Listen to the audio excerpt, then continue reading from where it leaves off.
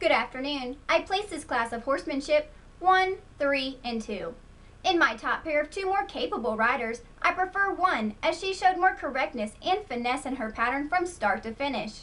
The rider in silver on the bay mare gave a more complete picture of horse and rider working in unison. She sat taller in the saddle and rode with a longer, more elegant leg. She was quicker and smoother in her simple lead change between the cones and held her reins tighter, having more control during her ride. I grant that 3 was quicker in her pivots, showing a higher degree of difficulty and less hesitation in her transitions after each.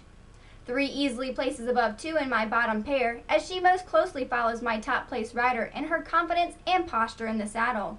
The rider in black on the liver chestnut maintains a correct and effective seat, having more control over her upper body, sitting deeper in the saddle, having more bend to her knee, and using her legs more discreetly in her cues. I recognize this rider completed the pattern on a longer rein, which caused her to raise her hands higher when asking her horse to stop at cone B. In return, the horse tossed his head and gaped at the mouth.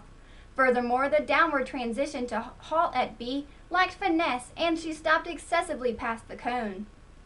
Finally, 2 easily falls to the bottom of today's class, as she was very fluid and exact in her simple lead change. However, this was not enough to make up for the fault she displayed in her hands, seat, and legs during the entire pattern. She continually leaned forward in her transitions and was extremely unsteady in her seat, causing her to have bad posture. She lacked precision in her halts at the markers and never truly made a 180-degree pivot, as the horse continued to back when she was asking for the pivot.